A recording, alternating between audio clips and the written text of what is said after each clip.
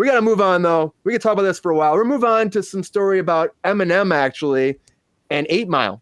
So apparently, 50 Cent is developing an 8 Mile TV series, and it's going to be coming very soon. And he had a sit-down interview, and he was saying that they're pretty much into it pretty far. It'll be coming soon. And Eminem is on board to help out with it. He didn't say if it's going to be about a young character, like his young character from the movie, or something else. But here's a little bit about it from 50 Cent's perspective. Curtis 50 Cent Jackson said that not only was a television adaptation in the works, but that Eminem, who starred in the film, needed no convincing on making it a reality.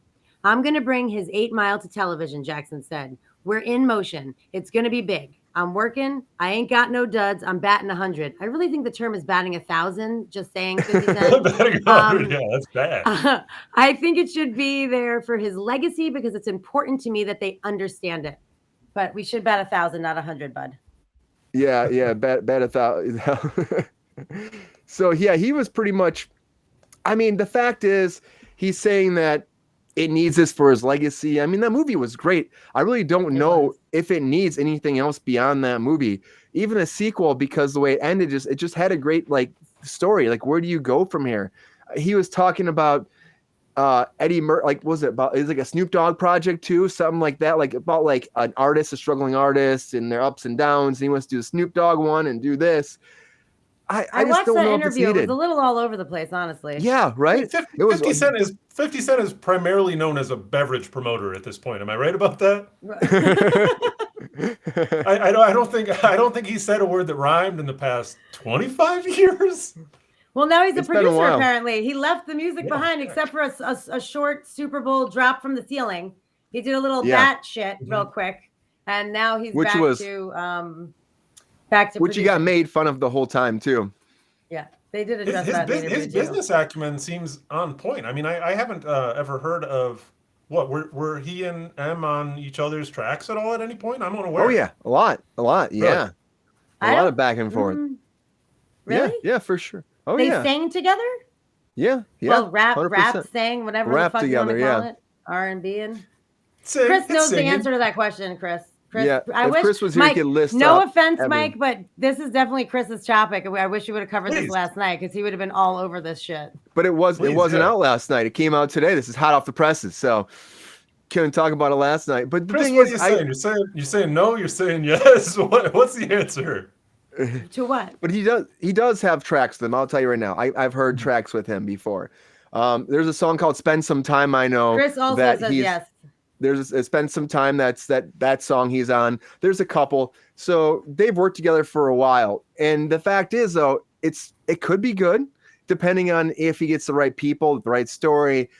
Anything can be good if it's the right story. But we have no idea at this point. There's a lot of material there, Brian. The dude had a really traumatic upbringing. Like it's a really interesting story about freaking. I don't want to call him a nobody. He could be anybody though, and just sprouting out of nowhere, putting out work that people just pretty much agree is genius. Yeah. Out of challenging circumstances in Michigan too. So you got the whole Detroit aspect, which is due for a renaissance. So I like a little bit of attention there. I mean, I think. Can I tell you what my primary challenge about this project is? Yeah. Eminem is still alive, and if he and Fitty are talking to each other, like he's going to have some EP cred going on. I don't know how 100%. I don't know how you felt about the Elton John movie. I wasn't feeling it. He's still alive and he's involved in it. You're just going to get a bunch of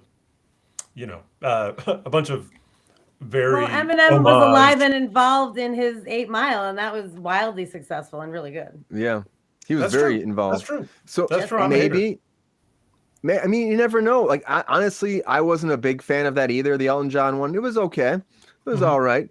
It was a bit much at times, but it was okay. And even Elvis, like I saw Elvis, I thought Elvis was good, but still I wasn't blown away like everybody was blown away by Elvis. How about the Freddie Mercury? How'd you feel about that one? So good. Queen was really good. Those all came out in relative, bio togetherness period. I thought the that Rami Malek did such a good job. Yeah, he's a fucking tremendous actor. Such a good job. Is he already in the DC universe or not?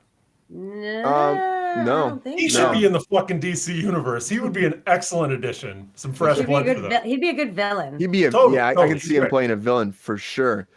But he did a great job. And not to say that Austin Butler didn't do a good job playing Elvis. He did a great job. He still can't lose that voice, though. We were talking about that last night. He still sounds like Elvis. So it'll take him some time. But Good for him. But maybe this could be a great thing for Eminem, maybe because get him back in the picture some more. He's still releasing albums and stuff, but it makes me wonder if he'd want to actually act in it again, or if he's done acting, if he'd want to have what kind of involvement. I feel like he's going to take that EP credit for sure when this happens.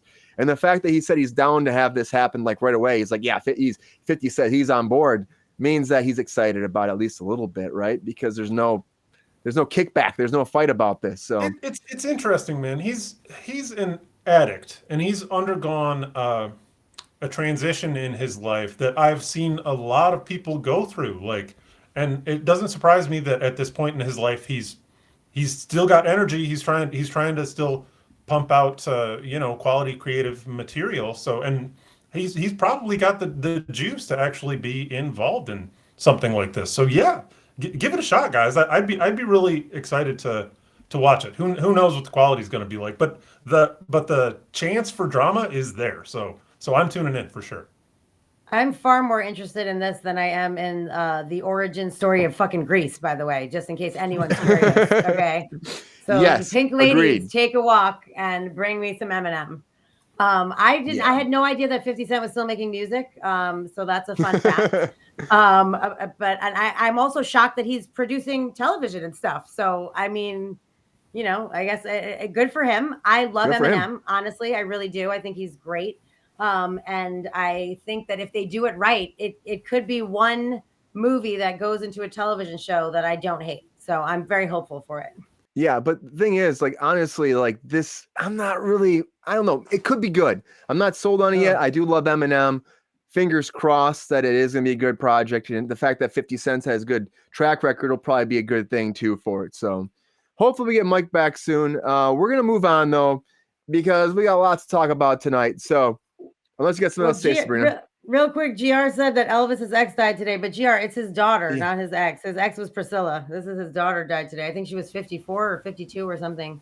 And so, obviously, rest in peace and, prayers to everybody, her friends and family, and wishing them all well in this terrible time. Yeah, it's really sad. Like I saw that right before we came on actually too.